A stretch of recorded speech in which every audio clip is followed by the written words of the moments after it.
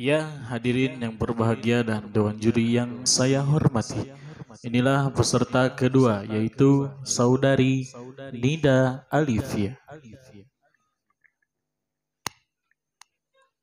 Assalamualaikum warahmatullahi wabarakatuh.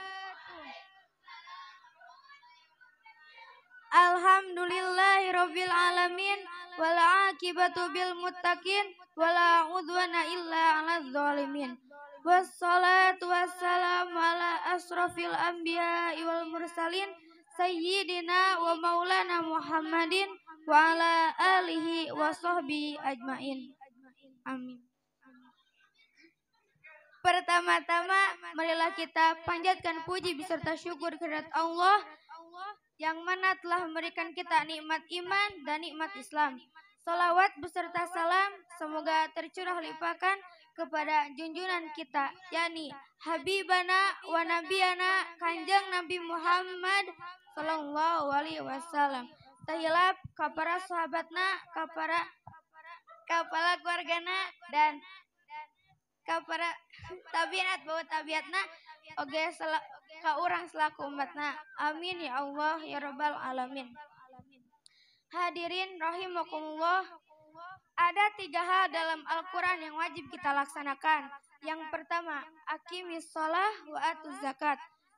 Dirikanlah salat dan tunaikanlah zakat. Yang kedua, atiullah wa atiur rasul. Taatilah Allah dan taatilah Rasul. Dan yang ketiga, nishkulli wali walidain. Bersyukurlah kepadaku dan kepada kedua orang tuamu. Dan pada kesempatan kali ini saya akan membicarakan hal yang ketiga, yakni mengenai tentang birrul walidain. Sebagaimana sudah diperjelas oleh Allah dalam Al-Quran surah Luqman ayat 14 yang artinya, dan kami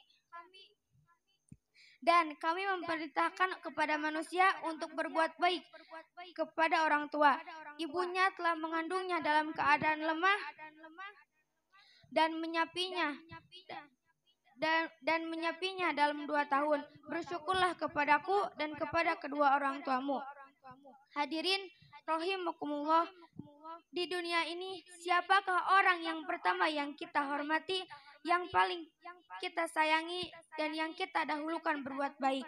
Tentu jawabannya adalah kedua orang tua kita. Karena apa? Yang pertama, orang tua kita lah yang telah melahirkan kita. Yang kedua, orang tua kita pula yang telah membesarkan kita dan mengurus kita dari kecil sampai sekarang. Yang rela mengorbankan waktunya demi mengurus kita, dari yang tadinya tidak bisa bicara sampai bisa bicara, dan yang tadinya tidak bisa berjalan sampai bisa berjalan. Dan yang ketiga, karena apa? Kita harus menghormati kedua orang tua kita. Karena orang tua kita lah sebagai penentu dalam masuk ke surganya Allah Subhanahu wa taala. Konsep birrul walidain bukanlah konsep balas jasa, tapi melainkan lebih merupakan konsep tauhid.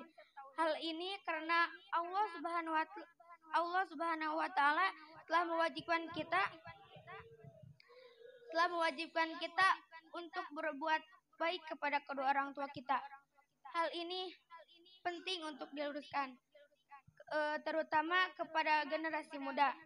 Karena pada dasarnya berbakti itu bukan karena balas jasa, tapi karena sebagai kewajiban kita yang diperintahkan oleh Allah Subhanahu wa taala untuk berbakti kepada kedua orang tua kita.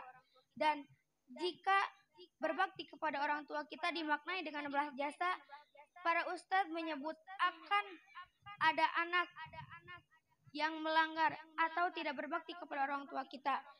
Dan jika konsep birrul walidain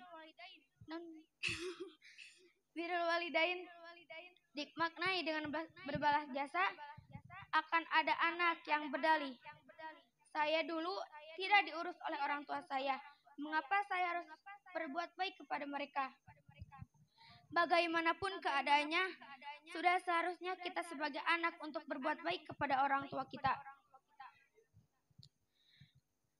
Dilihat dari kisah teladan seorang Wais Al-Qarni yang dikenal di langit dan disifati Rasulullah sebagai orang yang mulia karena baktinya terhadap orang tua. Hadirin rahimakumullah, sikap seperti apa yang harus kita tunjukkan kepada orang tua kita? Yang pertama, dengan selalu mendoakannya. Bukti bakti seorang anak terhadap orang tuanya dengan selalu mendoakannya. Yang kedua, sopan santun. Berbicara kepada orang tua kita dengan menggunakan bahasa yang sesopan mungkin. Karena pada hakikatnya berbicara kepada orang tua kita dengan menggunakan bahasa yang sopan akan membuat orang tua kita merasa dihormati. Yang ketiga, tidak membentak orang tua.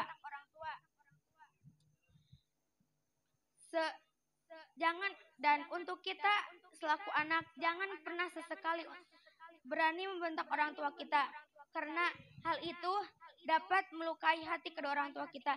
Sedangkan melukai hati kedua orang tua kita adalah dosa besar bagi setiap anak. Yang keempat, mendengarkan nasihatnya. Semarah-marahnya orang tua terhadap kita tidak akan salah akan nasihatnya. Dan untuk kita selaku anak yang dinasihatinya, jangan pernah membangkang akan nasihatnya. Yang kelima, meringankan beban orang tua. Bantulah orang tua kita semampu yang kalian bisa. Jangan hanya memberi beban saja, karena pada hakikatnya jasa-jasa kedua orang tua kita tidak akan terbayar oleh apapun. Jadi bisa ditarik kesimpulannya bahwa wajib hukumnya bagi kita setiap anak untuk berbakti dan berbuat baik kepada orang tua kita. Jaga dan muliakanlah mereka, karena pada hakikatnya ridho Allah terletak pada ridho kedua orang tua kita, dan murka Allah terletak pada murka mereka. Sebagaimana sabda Rasulullah, ridallahu fi ridul walidain wa suqtullahu fi suqtil walidain. Cukup sekian dari saya. Wassalamualaikum warahmatullahi wabarakatuh. Waalaikumsalam warahmatullahi wabarakatuh.